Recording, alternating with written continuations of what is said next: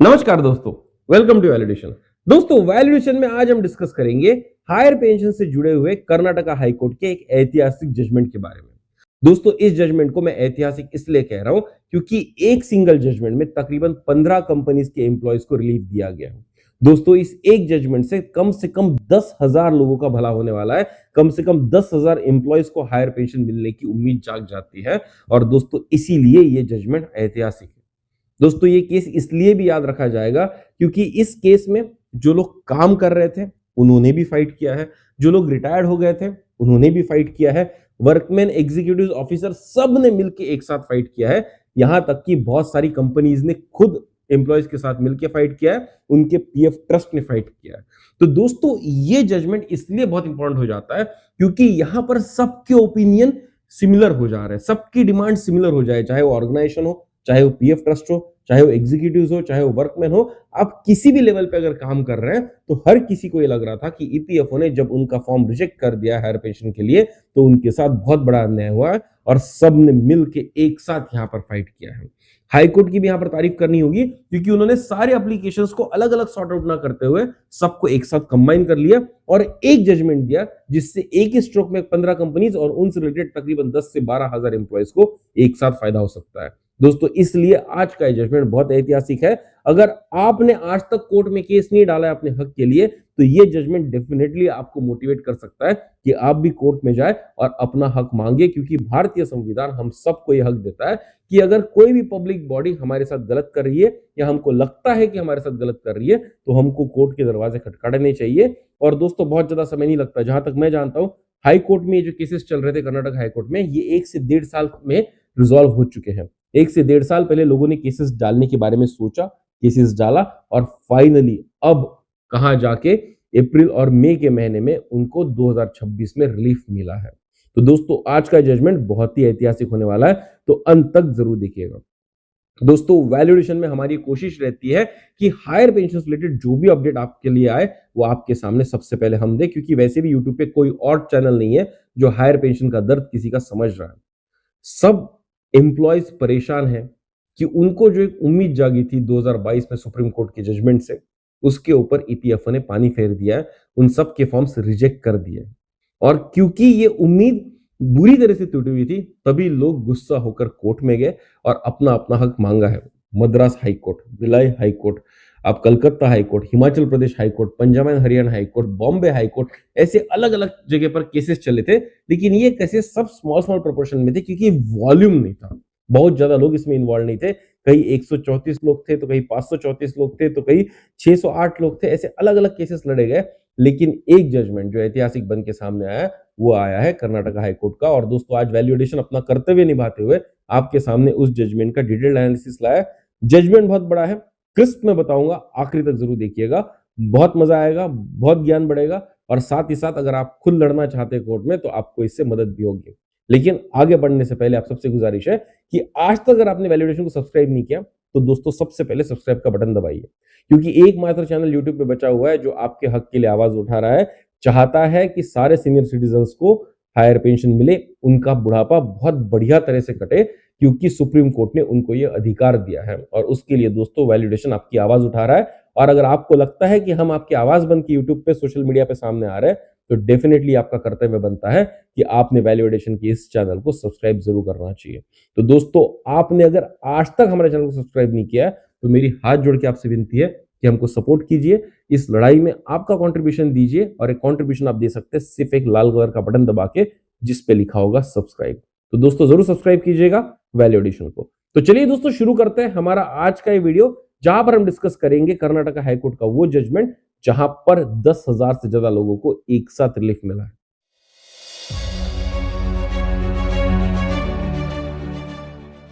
दोस्तों, आगे बढ़ने से पहले मैं आपको बता दूं कि इस जजमेंट में कौन सी ऑर्गेनाइजेशंस इन्वॉल्व थी।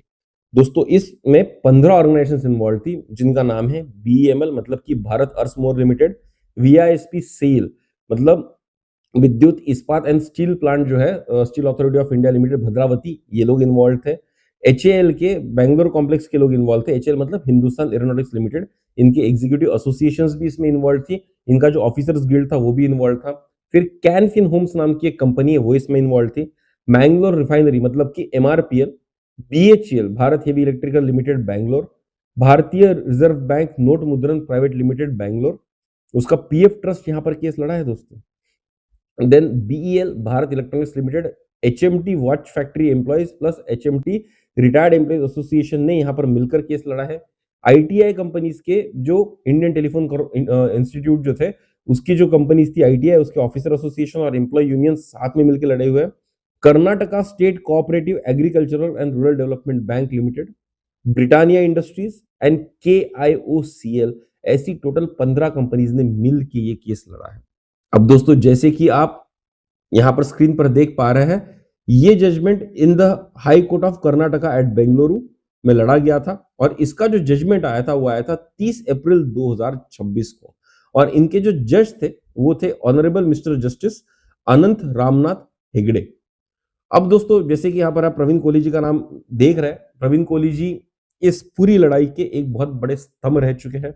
बीएन अग्रवाल जी भी सपोर्ट करते हैं। ऐसे अलग अलग ऑर्गेनाइजेशन से दोस्तों अलग अलग लोग हैं जिनका एकमात्र काम है आपको जस्टिस दिलाना और उसके लिए प्रवीण कोहली जी, बीएन अग्रवाल जी, हमारे अतुल कपूर जी, ऐसे बहुत सारे लोग हैं जो आपके लिए लड़ रहे हैं, आपके लिए एकजुट होकर मटेरियल कलेक्ट कर रहे हैं, आपको लड़ने का हौसला दे रहे हैं। तो दोस्तों इन सब के लिए भी एक सैल्यूट यहां पर बनता है। तो चलिए दोस्तों आगे बढ़ते हैं।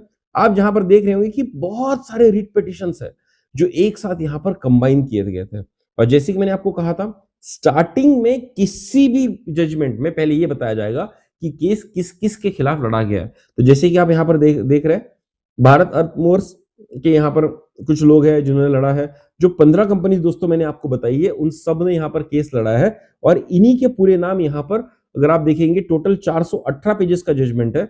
इसमें तकरीबन 380 पेजेस दोस्तों यही बताने में गए कि केस लड़ कौन कौन रहा है। इसलिए अब यहां पर डिटेल में मैं इन लोगों के नाम लेके आपको नहीं बताऊंगा क्योंकि मैंने आपको पहले ही बता दिया कि कौन सी 15 कंपनीज थी जिन्होंने अपने हक के लिए ये लड़ाई लड़ी थी। तो आइए शुरू करते हैं वहां से जहां से ये जजमेंट एक्चुअली हमारे लिए सेंस बनाएगा, राइट। तो देखिए मैं आपको यहां पर दिखा रहा हूं, राइट, सीएबी जजमेंट। तो जज साहब यहां पर कहते हैं कि यहां पर two essential questions that arise from the consideration in this batch of writ petitions are, कि भाई ये जितने भी रिट पिटिशन लोगों ने फॉलो किया यहां पर दायर किए हैं उन सब में दो सवाल मेन मुद्दा बनकर सामने आते हैं। क्या है वो दो सवाल? Are the members of the provident fund trust of the exempted establishments who claim to have contributed to the provident fund on actual wages not capped on wages, not on capped wages as per applicable trust rules, but contributed to the pension fund only on capped pensionable wages, not on actual wages exceeding the said cap, claim a higher pension under paragraph 11(4) of Employees Pension Scheme 1995 by exercising a joint option along with the employer after 1/9/2014।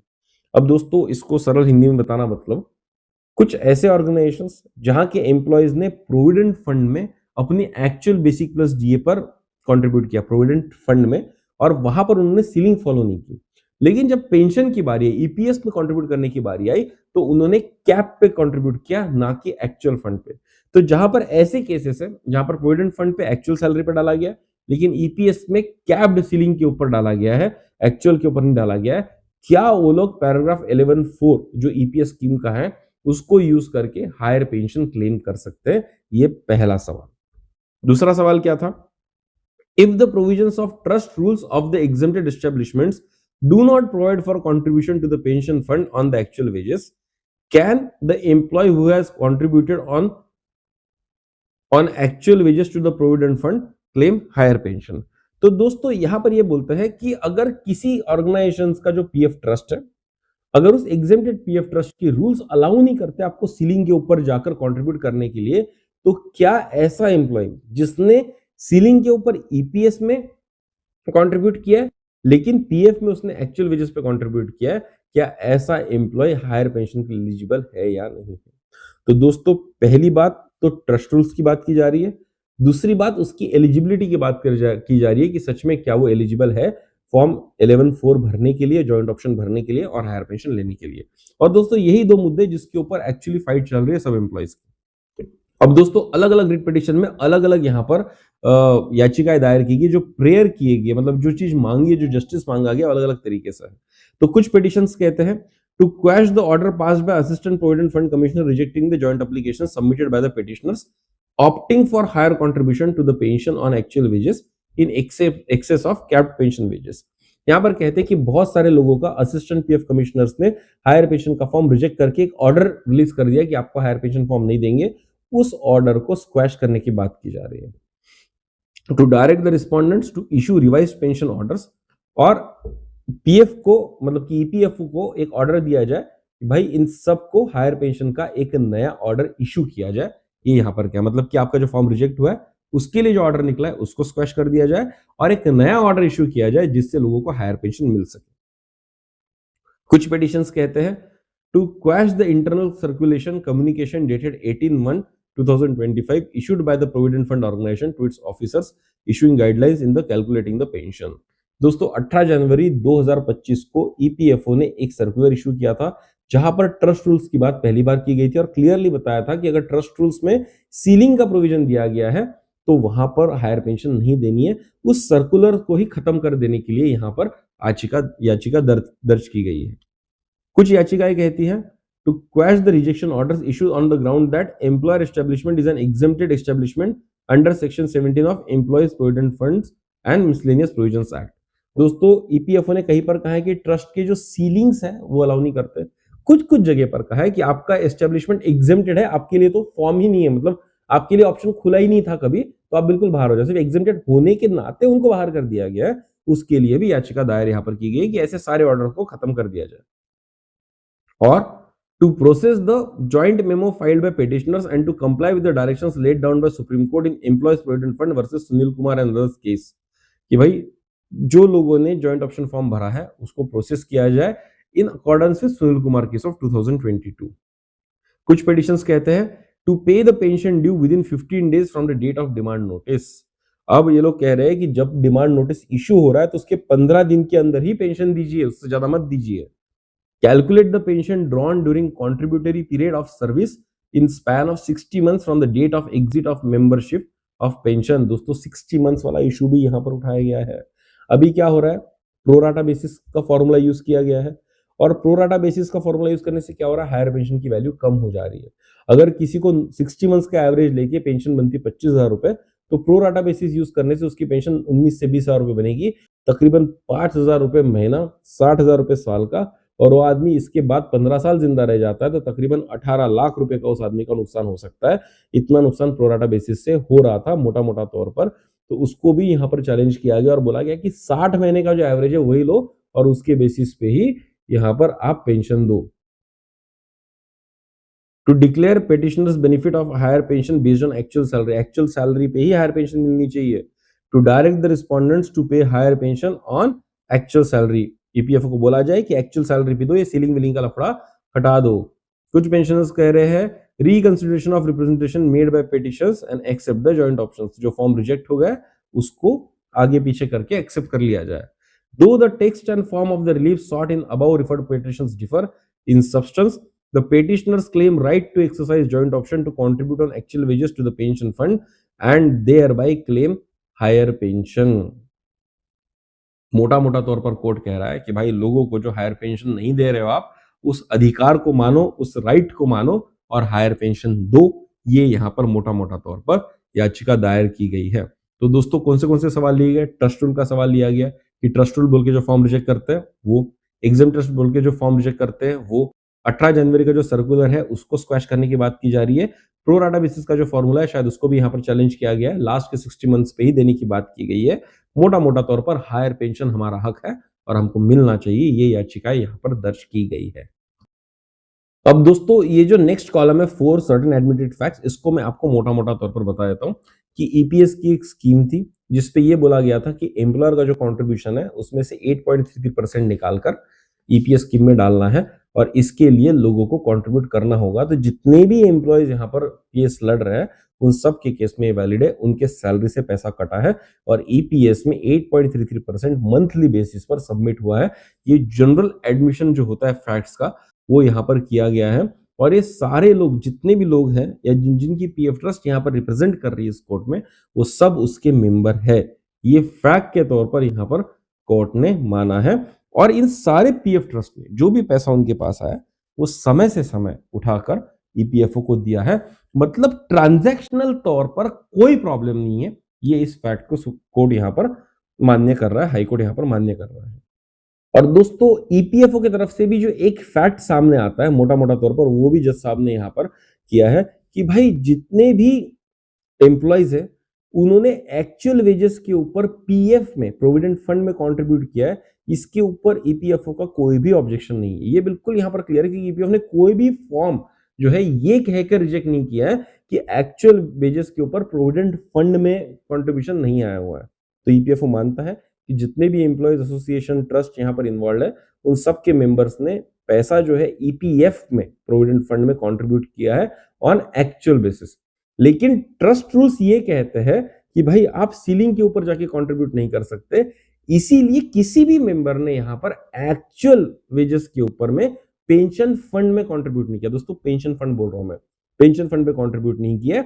ये fact सामने आता है जो EPFO ने अभी तक contest नहीं किया। जितने भी एप्लीकेशन फॉर्म रिजेक्ट किए ये यही कहकर किए कि आपने आज तक जो है पेंशन में एक्चुअल वेजेस के ऊपर कंट्रीब्यूट नहीं किया। ये ईपीएफओ की तरफ का फैक्ट सामने आता है। और दोस्तों इसीलिए कोर्ट यहां पर कहता है कि court would proceed on the premise that the petitions are filed by the association of employees where the contribution is made to the provident fund on actual basis and contribution to the pension fund on ceiling wages. तो court ये समझ के चलेगा कि provident fund में actual wages पे contribute हुआ है और पेंशन फंड पे सीलिंग पे कंट्रीब्यूट हुआ है। इस फैक्ट को यहीं पर फ्रीज कर दिया, सामने इसका कोई और रिलेवेंस नहीं होगा। और दोस्तों यहां पर कोर्ट ये बात भी मानता है कि पेटिशनर्स जितने भी थे, मतलब जितने भी एम्प्लॉयज थे, जितने भी एसोसिएशन थे, वो पेंशन में भी एक्चुअल वेजेस के ऊपर कंट्रीब्यूट करना चाहते थे, लेकिन ईपीएफओ ने इस बात को नहीं माना। जबकि ईपीएफओ ने इस बात को माना कि आप पीएफ में कंट्रीब्यूट कर सकते हो। ये भी दोस्तों इस केस का एक फैक्ट है। अब आइए देखते हैं कि पेटिशनर का जो क्लेम है उसका बेसिस क्या है, मतलब जो एम्प्लॉयज जा रहे कोर्ट में उसका बेसिस क्या है। अब दोस्तों यहां पर दो सुप्रीम कोर्ट की जो जजमेंट है, एक आरसी गुप्ता केस था 2016 का और एक 2022 का सुनील कुमार केस था, ये यहां पर बेसिस लेके लड़ा जा रहा है। अब दोस्तों आरसी गुप्ता केस का एक मोटा मोटा तो आपको बता दूं, हायर पेंशन का जो जॉइंट ऑप्शन होता है पहले वो पैराग्राफ 11(3) में आता था ईपीएस एक्ट के। फिर जब 2014 में अमेंडमेंट हुआ तो पैराग्राफ 11(4) में आता था। मतलब 2014 के पहले अगर आप जॉइंट ऑप्शन फॉर्म भरना चाहते हैं तो आपको 11(3) में भरना पड़ता। अगर आप 2014 के बाद भरना चाहते हैं तो आपको 11(4) में भरना पड़ता। लेकिन ईपीएफओ कह रहा था कि जैसे ही लोग हायर पेंशन का फॉर्म भरने के लिए आए तो ईपीएफओ ने कहा कि भाई अब टाइम लिमिट खत्म हो चुका है, अब हम आपको पेंशन नहीं दे सकते ऑन एक्चुअल वेजेस। तो टाइम लिमिट का कंसेप्ट यहां पर आया था कि भाई एक टाइम लिमिट दिया था ईपीएफओ ने जिसके तहत आपको जो है फॉर्म भरना था जॉइंट ऑप्शन का। और क्योंकि आपने 1 सितंबर 2014 के पहले 11(3) में नहीं भरा और आपने फिर 11(4) में भी 1 सितंबर 2014 के बाद नहीं भरा, तो हम आपको हायर पेंशन नहीं देंगे। तो ये जो टाइम लिमिट का कंसेप्ट था दोस्तों, उसको आरसी गुप्ता केस में चैलेंज किया गया था। और आरसी गुप्ता केस का जो जजमेंट आया था उसमें सुप्रीम कोर्ट ने बोला था कि भाई ऐसा कोई भी टाइम लिमिट आपके डॉक्यूमेंटल प्रोविजंस में नहीं दिया है। मतलब कि आपने जो भी लिखा है इससे एक बात स्पष्ट होती है कि हायर पेंशन लेने के लिए आपको जॉइंट ऑप्शन फॉर्म भरना पड़ेगा। अगर आप 1 सितंबर 2014 के पहले एग्जिट मार चुके हो ईपीएफओ से तो आपको 11(3) फॉर्म भरना पड़ेगा। आप 1 सितंबर 2014 के बाद अगर निकल रहे हो ईपीएफ से बाहर, ईपीएस से बाहर, तो आपको 11(4) भरना होगा। लेकिन कब भरना होगा इसका कोई टाइम लिमिट यहां पर नहीं दिया है। और यही दोस्तों आगे जाके सुनील कुमार केस में भी सामने आया था और सुनील कुमार केस में भी यही कहा गया था कि भाई ऐसा कोई टाइम लिमिट नहीं दिया है, लेकिन ऐसा कोई टाइम लिमिट होना चाहिए। और ये ऐसा कोई टाइम लिमिट होना चाहिए का मतलब क्या है, तो सुप्रीम कोर्ट ने 4 महीने का समय दिया था। जब 2022 में सुनील कुमार केस का जजमेंट आया तो वहां पे सुप्रीम कोर्ट ने ये कहा था कि भाई आज की डेट से, मतलब 4 नवंबर 2022 से 4 महीने का समय ईपीएफओ को देता है कि वो विंडो ओपन करे और जो भी लोग 1 सितंबर 2014 के बाद रिटायर हुए हैं वो लोग, या रिटायर मतलब ईपीएस से एग्जिट हो चुके हैं 58 ईयर्स अटेंड करके, वो अगर चाहें तो एक जॉइंट ऑप्शन फॉर्म भर सकते हैं, उसको अपने एम्प्लॉयर से साइन करा सकते हैं और ईपीएफओ को सबमिट कर सकते हैं। और ये सब काम अब 4 महीने में करना होगा। एक बार ये 4 महीने का विंडो खत्म हो गया तो इसके बाद विंडो नहीं दिया जाएगा। ये सुप्रीम कोर्ट ने बहुत क्लियर कहा गया था। तो दोस्तों मोटा मोटा तौर पर यह था कि हम फॉर्म कब तक भर सकते हैं, हम जिंदगी में कभी भी भर सकते हैं, ऐसा नहीं है। आरसी गुप्ता केस में यह बोला गया था कि कोई टाइम लिमिट नहीं दी गई है, लेकिन सुनील कुमार केस में एक टाइम लिमिट फिक्स कर दी गई थी कि भाई आपको 4 महीने के अंदर भरना है। और ईपीएफओ ने फिर खुद जाके इसको पहले तो बोला कि मार्च 2023 तक भरना है, फिर बोला कि आपको दिसंबर 2023 तक भरना है, फिर इसको बढ़ाकर फाइनली जनवरी 2025 तक उन्होंने फॉर्म एक्सेप्ट किए। और ईपीएफओ ने वॉलंटरीली किया, और इस बात पे ईपीएफओ की डेफिनेटली सराहना करनी चाहिए कि ईपीएफओ ने सफिशिएंट लोगों को टाइम दिया है फॉर्म भरने के लिए। और इसके बाद भी जो लोगों ने फॉर्म नहीं भरा, अब मैं समझता हूं कि उनका हक नहीं बनता कि वो फॉर्म भरे, क्योंकि आपको बहुत समय दे दिया था फॉर्म भरने के लिए। अब ये जो कंटेंशन था कि भाई 11/4 का जो है कि 11/4 का फॉर्म भर सकते कि नहीं भर सकते, तो एम्प्लॉइज बार-बार ये कह रहे हैं कि सुप्रीम कोर्ट ने यही तो कहा है सुनील कुमार केस में कि 4 महीने के अंदर भरो, और ईपीएफओ ने भरने के लिए विंडो ओपन किया, हमने फॉर्म भरा, तो हम किस तरह से यहाँ पर एलिजिबल नहीं होते हैं। ये पहला कंडीशन था। दूसरा कंडीशन आता है ट्रस्ट रूल्स का। तो सुप्रीम कोर्ट के जजमेंट में बहुत क्लियर ये कहा था कि भाई ये जो भी जजमेंट सुप्रीम कोर्ट का आ रहा है वो एग्जेम्प्टेड अनएग्जेम्प्टेड ट्रस्ट को एक समान रहेगा। मतलब अगर किसी ऑर्गेनाइजेशन की पीएफ ट्रस्ट है और कुछ ऑर्गेनाइजेशन डायरेक्टली ईपीएफओ में पैसा जमा कर रहे हैं, तो इन दोनों के लिए रूल्स सेम रहेंगे। और सुनील कुमार केस में कहीं पर भी जाकर ट्रस्ट रूल की बात नहीं की गई है।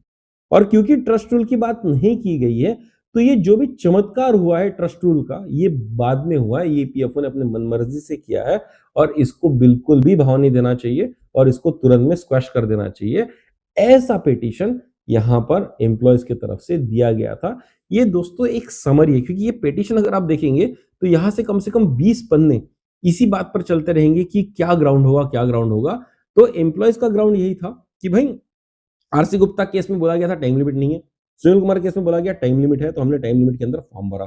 सुनील कुमार केस में कहीं पर भी ये नहीं लिखा है कि भाई आपको ट्रस्ट रूल्स के बेसिस पर ही जाकर फॉर्म भरना चाहिए या आपको मिलनी चाहिए, पेंशन मिलनी चाहिए या नहीं मिलनी चाहिए। ट्रस्ट रूल का कोई मतलब नहीं आता। ये दोस्तों मोटा मोटा तौर पर इसमें पिटिशनर्स ने अपना क्लेम डाला है। मैं जानबूझ के पूरा पढ़ के नहीं बता रहा हूं, वरना वीडियो कम से कम 2 घंटे का बनेगा। इतना टाइम ना आपके पास है ना मेरे पास है, तो मैंने पढ़ लिया है, मैं आपको एक क्रिस्प समरी में बता रहा हूं जिससे आपको फायदा होगा समझने के लिए। अब देखिए दोस्तों, जो भी मैंने अभी तक आपको कहा वो यहाँ पर कोर्ट ने समराइज किया है कि in Sunil Kumar case the apex court expressly held that the employees who have contributed on higher side to the provident fund who had not exercised the option under unamended paragraph 11.3 or not precluded from exercising option under paragraph 11.4 of the scheme 1995। मतलब उनको paragraph 4 exercise करने से बाहर नहीं किया गया, precluded नहीं किया गया, वो कर सकते हैं। The court directed that such employees be afforded a fresh opportunity to exercise joint option and accordingly extend the time limit by 4 months from 4/11/2022 in exercise of power under article 142 of the constitution। यही दोस्तों मैंने summary में आपको बताया था। और इसीलिए यहां पर कोर्ट कहता है the contention that only those employees who have contributed on actual wages in excess of ceiling limit to the pension fund are eligible to contribute a higher amount under paragraph 11.4 of the scheme 1995 cannot be accepted for the reasons already noted। इसलिए court बोल रहा है कि EPFO जो बार बार कह रहा है कि लोगों ने 11.4 पहले नहीं भर के दिया, 11.3 पहले नहीं भर के दिया और उन्होंने एक्चुअल बेसिक प्लस डीए पर कंट्रीब्यूट नहीं किया था, इसलिए अब हम उनको नहीं दे सकते, ये बिल्कुल भी मान्य नहीं धरा जा सकता कि सुप्रीम कोर्ट ने विंडो ओपन की थी। और दोस्तों यहां पर कोर्ट कहता है कि अगर किसी एम्प्लॉय ने प्रोविडेंट फंड में एक्चुअल बेसिक प्लस डीए पर पैसा डाला है तो पेंशन फंड में उसको डालने से मना नहीं किया जा सकता। ऐसा एपेक्स कोर्ट मतलब कि सुप्रीम कोर्ट ने कहा है, भले ही उन्होंने जॉइंट ऑप्शन फॉर्म भरा हो या ना भरा हो। और सुनील कुमार केस में क्या किया, भरने का मौका भी दे दिया। तो दोस्तों पहला जो सवाल था कि ऑप्शन फॉर्म भर सकते हैं कि नहीं भर सकते अंडर 11.3 और 11.4, तो यहां पर कर्नाटक हाईकोर्ट का एकदम क्लियर जजमेंट है। Supreme court judgment RC Gupta, supreme court judgment Sunil Kumar, इसमें क्लियरली बताया गया हर कोई वो फॉर्म भर सकता है जिसने प्रोविडेंट फंड में हायर वेजेस के ऊपर में प्रोविडेंट फंड कंट्रीब्यूट किया था, उसको जॉइंट ऑप्शन का फॉर्म दो, 4 महीने का समय दो और उसको भरने की पूरी इजाजत दो। तो पहला क्वेश्चन हाईकोर्ट ने यहां पर सेटल कर दिया। दूसरा क्वेश्चन था ट्रस्ट रूल्स का। तो यहां पर यह बोला गया है the contention that the trust rules do not provide for contribution on wages exceeding the ceiling cannot by itself defeat the statutory right recognized under the scheme 1995। अब दोस्तों एक स्टैट्यूटरी राइट है 1995 में कि अगर कोई भी ऐसा प्रोविजन मार्केट में आ जाता है जो इस स्कीम को ज्यादा वेलफेयर ओरिएंटेड बना देता है और वो प्रोविजन कुछ लोगों को अगर एक्सटेंड किया जा रहा है तो वो सबको बाय डिफॉल्ट अप्लीकेबल हो जाएगा।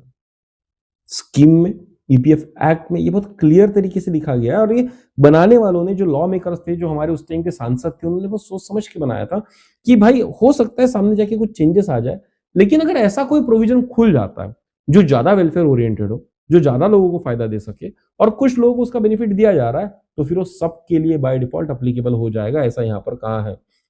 The paragraph 39 of the scheme 1995, which deals with the exemption from the scheme 1995, provides for such exemption from the application of scheme 1995 only if the other pension scheme to which the employee is a member is on par with scheme 1995 or more favorable to employee.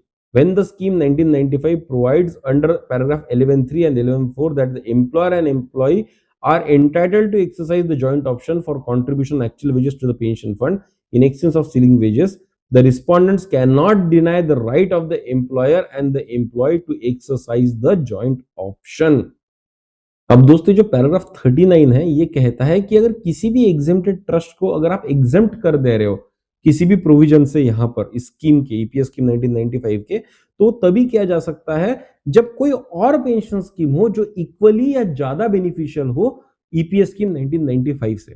और क्योंकि EPS scheme 1995 में एक beneficial provision already है paragraph 11.3 and 11.4 और इससे बेहतर option कहीं और अवेलेबल नहीं है, तो बाय डिफॉल्ट ये जो वेलफेयर ओरिएंटेड ऑप्शन है ये एम्प्लॉयज को एक्सटेंड हो ही जाता है। इसके लिए ईपीएफओ का जो क्लेम है, जो डिनाई कर रहा है right of the employer and the employee to exercise the joint option, उसको सही नहीं माना जा सकता। दोस्तों ट्रस्ट रूल के लिए बहुत ही इंपॉर्टेंट यहां पर ऑब्जर्वेशन है। In addition both the RC Gupta case and the Sunil Kumar case, the apex court did not stipulate that exercise of the joint option is permissible for contribution for pension fund on actual salary only if the trust will provide for such contribution। तो दोनों ही judgement में, RC Gupta case में, Sunil Kumar case में, supreme court ने यहां कहीं नहीं कहा है कि भाई ये जो परमिशन दी गई है जॉइंट ऑप्शन फॉर्म भरने की, ये तभी दी जाएगी अगर ट्रस्ट रूल अलाउ करता है। तो जब ऐसा नहीं लिखा है तो ईपीएफओ किस तरह से कह सकता है कि ऐसा ही होना चाहिए। The trust rule even if does not specifically provide for such contribution to the pension fund, paragraph 39 of the scheme 1995 comes to the aid of the employees। ये कह रहे हैं कि अगर ट्रस्ट रूल ऐसा रूल कोई बना भी लेता है कि सीलिंग के ऊपर जाके आप कंट्रीब्यूट नहीं कर सकते, लेकिन ट्रस्ट रूल से बड़ा क्या है? ट्रस्ट रूल से बड़ा ईपीएस स्कीम है जो पार्लियामेंट ने पास की थी और वहां पर तो ऑप्शन दिया गया है 11.3 और 11.4 का। तो भाई तुम कैसे रोक सकते हो ट्रस्ट रूल कह के? ट्रस्ट रूल बड़ा है कि ईपीएस स्कीम बड़ी है? डेफिनेटली ईपीएस स्कीम बड़ी, और जब ईपीएस स्कीम में ऑप्शन दिया गया तो ट्रस्ट रूल के कोई मायने नहीं बनते। लेकिन ये कोर्ट यहां पर ये भी कहता है कि ईपीएफओ उन केसेस में हायर पेंशन के फॉर्म को रिजेक्ट कर सकता है कि जहां पर उन्होंने लोगों से कहा कि आप हायर वेजेस पे कंट्रीब्यूट करो और लोगों ने कहा कि हमको नहीं करना। भाई जब लोग लेना नहीं चाहते तब मना कर सकते हो, लेकिन जब लोग लेना चाहते तो आप मना नहीं कर सकते।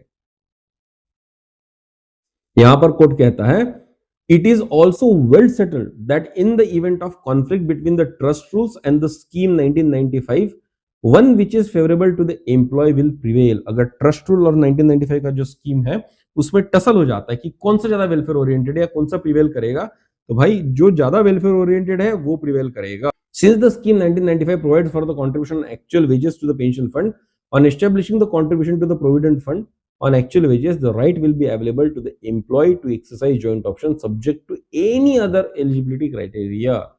तो यहां पर क्लियरली बोलते हैं कि अगर ईपीएस 1995 स्कीम जो है वो बेनिफिशियल है, उसमें जॉइंट ऑप्शन फॉर्म भरने का ऑप्शन दिया गया है, साथ ही साथ सुप्रीम कोर्ट ने बोल दिया कि 4 महीने के अंदर फॉर्म भरना था, तो भाई फिर दिक्कत कहाँ है? फिर कोई दिक्कत नहीं है कि वेलफेयर ओरिएंटेशन यही होता है, जो ज्यादा वेलफेयर ओरिएंटेड होता है वो दिया जाता है।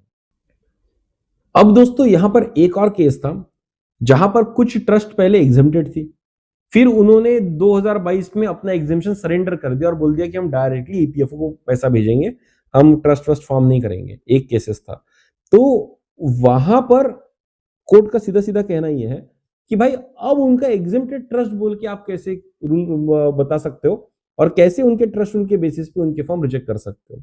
मतलब कि पहले कोई ट्रस्ट एग्जेम्प्टेड था, पर आज वो एग्जेम्प्टेड नहीं है, 2022 में एग्जेम्प्टेड नहीं है। 2022 से वो डायरेक्टली ईपीएफओ के साथ डील करता है, अपना ट्रस्ट नहीं फॉर्म करता है। तो भाई फिर ऐसे ऑर्गेनाइजेशंस को ये कहे कि 2022 के पहले तो आप एग्जेम्प्टेड थे, क्या मतलब बनता है? इसका कोई मतलब नहीं बनता है।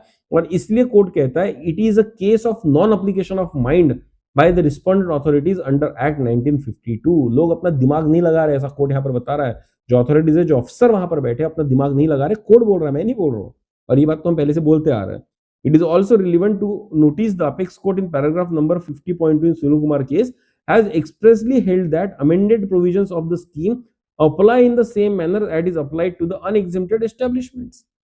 तो भाई जब सुप्रीम कोर्ट ने बोल दिया कि एग्जेम्प्टेड अनएग्जेम्प्टेड को एट पार क्रिएट किया जाएगा, single class of citizen, single class of employees माना जाएगा, तो फिर ये एप्लीकेशन ऑफ माइंड क्यों नहीं कर रहा है ईपीएफओ? क्यों जबरदस्ती उसके ऊपर और एप्लीकेशन करके फॉर्म रिजेक्ट कर रहा है? पहली बात, जिन्होंने एग्जामिशन सरेंडर कर दिया उनका तो कोई मतलब ही नहीं होना चाहिए उनका फॉर्म रिजेक्ट करने के लिए, क्योंकि उन्होंने ईपीएफओ को बोल के सरेंडर किया था। और अगर कोई ट्रस्ट एग्जेम्प्टेड है भी तो सुनील कुमार का केस बोलता है कि भाई सबको इक्वली एप्लीकेबल है। फिर सवाल कहां आता है इस बात का कि उनका फॉर्म रिजेक्ट किया जाए? Though it is urged that the petitioner claim, if allowed, would result in huge financial burden on the organization and the Union of India, the court is of the view that the entitlement of the employees will have to be determined based on the provisions of Employees Provident Scheme Fund Scheme 1952 and Employees Pension Scheme 1995। दोस्तों बार बार EPFO ने एक सवाल उठाया कि अगर EPS scheme higher pension applicable हो जाए लोगों को तो ईपीएफओ कंगाल हो जाएगा, ईपीएफओ के पास इतना पैसा नहीं, there is a deficit in the fund. तो कोर्ट कहता है कि मानते हैं हम कि ऐसा हो सकता है, ह्यूज फाइनेंशियल बर्डन भी हो सकता है, लेकिन कोर्ट ने कहा है कि एंटाइटलमेंट ऑफ एम्प्लॉइज है वो फिर भी डिटरमाइन किया जाएगा किस बेसिस पर? Provident fund act 1952 and EPS scheme 1995। आपके पास पैसा है नहीं है इससे कोई मतलब नहीं है। अगर कोई आदमी एंटाइटल है तो उसका कंप्लीट एंटाइटलमेंट एक्ट के थ्रू ही होगा। और एक्ट कौन से होंगे? Provident fund scheme act 1952 and employees provision fund scheme act 1955। समझ गए आप? इसलिए बार बार रोना बंद कीजिए, बोल रहा है कोर्ट यहां पर कि नहीं है पैसा, नहीं है पैसा, नहीं है पैसा तो मांगो सरकार से और दो, क्योंकि सरकारों ने ही ये स्कीम बनाई है। तो उनका ये कर्तव्य बनता है कि वो पैसा लाए और आगे इस पैसे को लोगों के साथ डिस्ट्रीब्यूट करें। If the employees are otherwise entitled to exercise the option under applicable scheme, such entitlement cannot be curtailed on the premise that it will impose huge financial burden on the organization। फिर भाई ऐसा scheme बनाते क्यों? Question तो यही आता ना, फिर ऐसा स्कीम बनाते क्यों? कोर्ट यही तो कह रहा है बार बार कि भाई अगर आपने एक बार ऑप्शन लाया 11(3) का, तब बोला था आपने कि हायर पेंशन देंगे, फिर आपने 11(4) में भी डाला और फिर सडनली उसके बाद आपको लगा कि नहीं यार गलती हो गई, थोड़ा सा नुकसान हो जाएगा, तो भाई फिर आपने स्कीम लाया, लोगों ने अप्लाई कर दिया, फिर आप कैसे कह सकते हैं गलती होगी? ये तो ऐसे होगा कि पहले लोग बोल रहे हैं कि हम 500 रुपए में आपको 1 करोड़ का इंश्योरेंस दे देंगे, लेकिन इंश्योरेंस जब क्लेम करने की बारी बोले नहीं यार इससे तो बहुत लॉस हो जाएगा, हम नहीं दे पाएंगे। ऐसा थोड़ी होता है। जब आपने कोई स्कीम लाई थी और लोगों ने उस पर भरोसा रख के उसको इंप्लीमेंट किया, उस पर अपना पैसा लगाया और पैसा लगाने को तैयार है, विद इंटरेस्ट लगाने को तैयार है, तो भाई फिर आप कैसे डिनाई कर सकते हो उस अधिकार को? ये तो एक तरह से फ्रॉड ही होगा ना। इसलिए कोर्ट यहाँ पर कह रहा है कि फाइनेंशियल बर्डन की बात मत करो, जो जबान दी है जबान को निभाओ, प्रोविजन दिया था प्रोविजन को निभाओ। This being the position, the court is of the view that applications could not have been rejected in writ petitions on the premise that petitioners were employees of unexempted establishment. Thus said, impugned order in those petitions have to be set aside। बिल्कुल set aside कर दिया exempted अनएग्जेम्प्टेड सबको। Conclusion क्या निकाला है यहाँ पर? Conclusion बहुत इंपॉर्टेंट है, 4 पन्नों का कंक्लूजन है, डिटेल में पढ़ेंगे। Employees who were members of the Employees Pension Scheme 1995 as on 1/9/2014 in exempted establishments are entitled to exercise joint option under paragraph 11(4) even if no option was exercised under paragraph 11(3) prior to amendment, provided the contribution was made on actual wages subject to other applicable eligibility criteria। तो दोस्तों court यहाँ पर बहुत clearly कह रहा है कि जो भी लोग 1 सितंबर 2014 तक या उसके बाद ईपीएस के मेंबर रहे हैं, एग्जिट नहीं किए हैं, तो वो 11(4) में फॉर्म भर सकते हैं, भले उन्होंने 11(3) में फॉर्म भरा हो या नहीं भरा हो। और वो 11(4) में दोस्तों हम सबने यहाँ पर फॉर्म भर के दिया है हायर पेंशन को। Such option should be exercised within the time limit fixed by apex court Sunil Kumar और within such time extended by employees provident fund organisation. और ये फॉर्म आपको कब तक भरना था? ये फॉर्म तब तक भरना था जो सुप्रीम कोर्ट ने 4 महीने का समय दिया था, या ईपीएफओ ने अगर एक्सटेंशन किया था, जैसे कि जनवरी 2025 तक का एक्सटेंशन किया था, तो तब तक दोस्तों ये फॉर्म भरे जा सकते थे। The rejection of application on the ground that no prior contribution was made to pension fund on wages exceeding the ceiling, or that no option was exercised on or before 1/9/2014 is unsustainable in law if the contribution was made on higher wages to the provident fund. तो बोल रहे हैं कि आप अगर बार बार ये कह के फॉर्म रिजेक्ट कर रहे हो कि हायर वेजेस के ऊपर पहले सबमिट नहीं किया था ईपीएस में फंड, तो आप उसका फॉर्म रिजेक्ट नहीं कर सकते अगर उस एम्प्लॉय ने प्रोविडेंट फंड में एक्चुअल वेजेस के ऊपर कंट्रीब्यूट किया है तो दोस्तों हर वो व्यक्ति जिसने एक्चुअल वेजेस पे कंट्रीब्यूट किया है पीएफ में लेकिन पेंशन में नहीं किया वो अभी भी एलिजिबल है, ऐसी ये लाइन कहती है। The rejection of the application on the ground that applicable trust rules of the establishment did not provide for contribution to the pension fund is impermissible, except in a situation where employers and employees refuse to transfer the funds credited on actual wages in the provident fund to the pension fund. अब दोस्तों trust rules की जो बात की गई है, ceiling की and all those things, उन सबको बिल्कुल मेंटेन नहीं किया जा सकता और बिल्कुल परमिटेड है हायर पेंशन फॉर्म भरना, लेकिन उसके लिए क्या करना पड़ेगा, आपको फंड ट्रांसफर करना पड़ेगा, जो डिमांड लेटर आएगा उसके हिसाब से पैसा ईपीएफ को देना पड़ेगा। The impugned orders are contrary to law declared by the apex court in RC Gupta case, Sunil Kumar, hence the following। तो बोल रहे कि जितने भी ऑर्डर दिए गए हैं कैंसिलेशन के लिए हायर पेंशन के फॉर्म के, वो सारे के सारे अनलॉफुल है, कॉन्ट्ररी है, किसको? आरसी गुप्ता केस और सुनील कुमार केस को। तो ऑर्डर क्या गया है? Writ petitions are allowed as indicated below. Writ petitions सारे मान्य कर लिए गए हैं।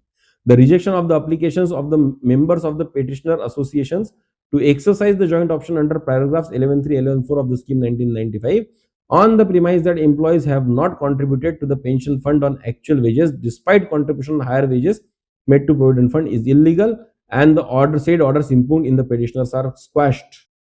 तो जहां जहां पर बोला गया है कि भाई लोगों ने हायर पेंशन का फॉर्म भरने की एलिजिबिलिटी अपनी प्रूव नहीं की गई है क्योंकि उन्होंने 11(3) नहीं भरा था, 11(4) नहीं भरा था, ऐसे जितने भी ऑर्डर निकले हैं ईपीएफओ से हायर पेंशन के फॉर्म को रिजेक्ट करते हुए, उन सारे ऑर्डर्स को खारिज कर दिया जाता।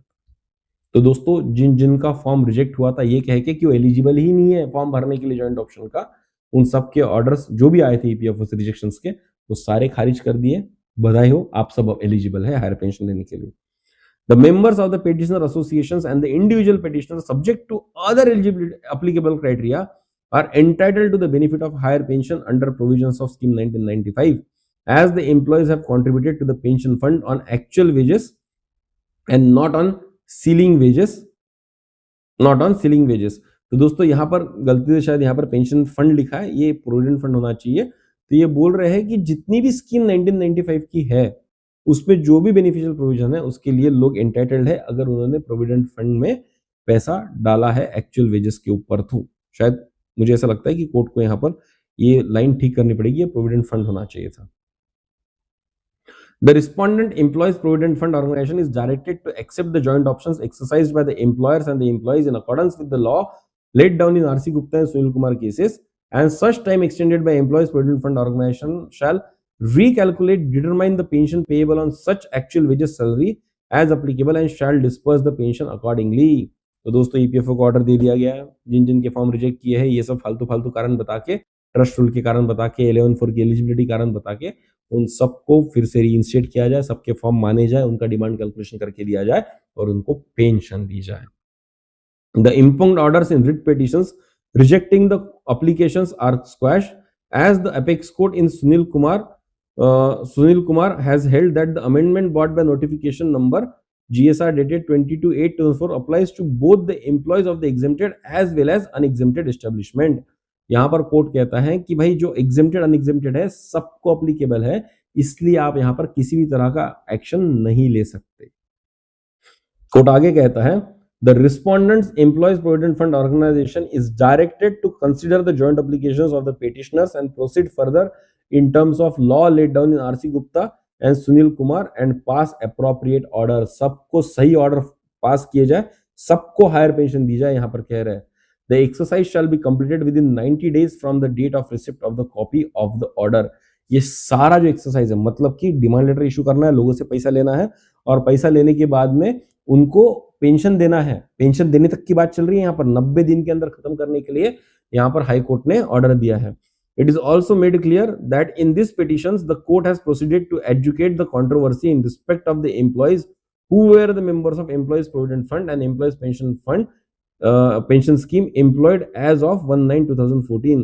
This judgment does not deal with the question as to whether similar claims of members under the Employees Pension Scheme retired before 1/9/2014 can be entertained.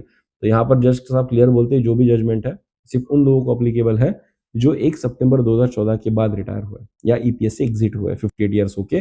जो भी लोग उसके पहले एग्जिट हो गए उनके लिए ये अप्लीकेबल नहीं है। और ऐसा ऐतिहासिक जजमेंट श्री अनंत रामनाथ हेगड़े इन्होंने यहाँ पर एज अ जज के तौर पर दिया है और ये बहुत ही ऐतिहासिक जजमेंट माना जाएगा। तो दोस्तों आज के जजमेंट से हमको ये पता चला कि एग्जम्प्टेड अनएग्जम्प्टेड सबको सिमिलर तौर पर मानने का ऑर्डर ईपीएफओ को दिया गया है।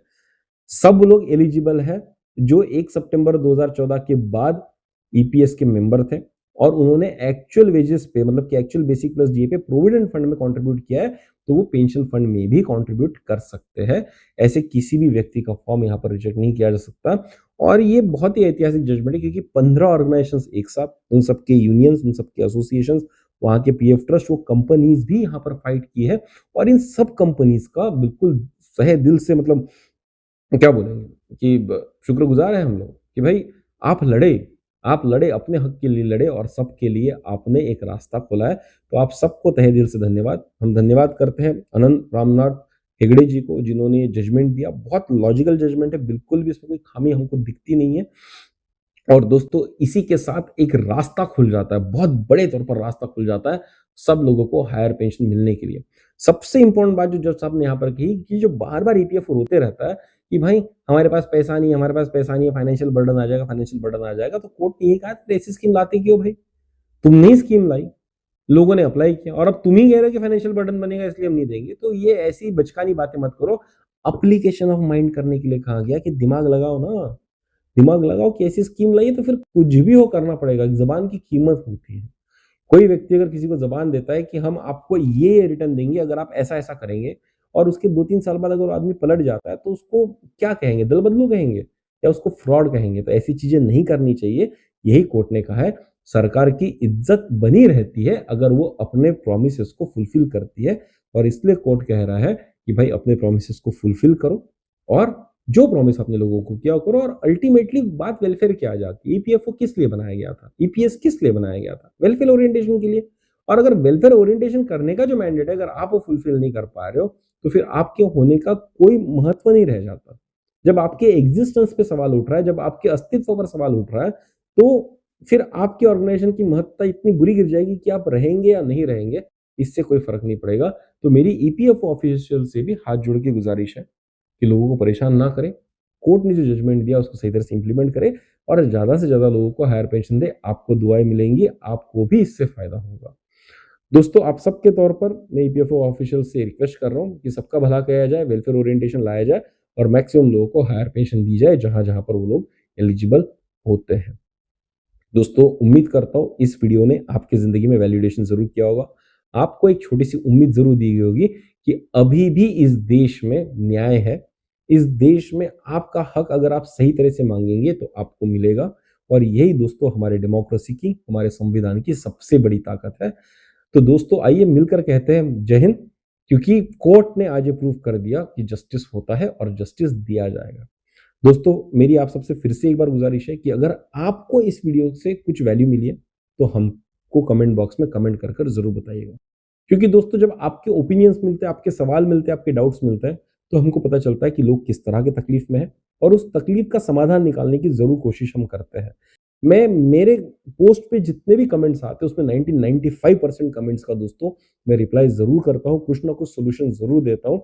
आप देख सकते हैं। अगर आपको कुछ भी दिक्कत है तो जरूर बताइएगा। अगर आपको ये जजमेंट पसंद आया तो डेफिनेटली बताइएगा। 2 तालियां जरूर बनती है उन फाइटर्स के लिए जिन्होंने ये फाइट लड़ी थी। 2 कमेंट्स इन जज साहब के लिए भी बनते हैं, अनंत हेगड़े जी के लिए जिन्होंने ऐतिहासिक जजमेंट दिया। 2 तालियां उन लोगों के लिए भी बनती है जिन्होंने हमारे जुडिशरी पे भरोसा करके इस फाइट को आगे लेके गए। और दोस्तों यही सब मैं कमेंट में आपसे सुनना चाहूंगा कि आपका क्या ओपिनियन है। अगर आपको इस वीडियो ने वैल्यू दी, आपको लगता है कि जजमेंट आपके काम का है, तो जरूर शेयर कीजिए अपने दोस्तों के साथ, अपने परिवारजनों के साथ इस वीडियो को दीजिए, क्योंकि जजमेंट की लैंग्वेज थोड़ी कॉम्प्लेक्स होती है। जब मैं वीडियो में आसान करके बताता हूँ तो लोगों को मजा भी आता है और समझ में भी आता है कि एग्जैक्टली जजमेंट में क्या दिया है। तो मेरी आप सबसे गुजारिश है कि कंजूसी मत कीजिए। बस 1 सेकंड लगेगा इस वीडियो को शेयर करने के लिए। अपने व्हाट्सएप ग्रुप पे इसको आगे बढ़ाइए, सबको हेल्प कीजिए, अपने परिवारजनों को, अपने दोस्तों को, ताकि उन सबकी जिंदगी में भी एक छोटा सा वैल्यूएशन हो सके। और दोस्तों अगर आपने आज तक इस चैनल को सब्सक्राइब नहीं किया है तो याद रखिए, वैल्यू एडिशन आपका चैनल है, आपके फायदे का चैनल है, और अपने चैनल को सब्सक्राइब करना आपका कर्तव्य बन जाता है। तो दोस्तों आज ही हमारे चैनल को सब्सक्राइब कीजिए। तो चलिए दोस्तों, इस लड़ाई को इसी तरह से आगे लेते जाएंगे, कुछ नए वीडियोस बनाएंगे, कुछ नया डिस्कशन करेंगे। तब तक के लिए सब्सक्राइब करते रहिए हमारा चैनल वैल्यू एडिशन। धन्यवाद।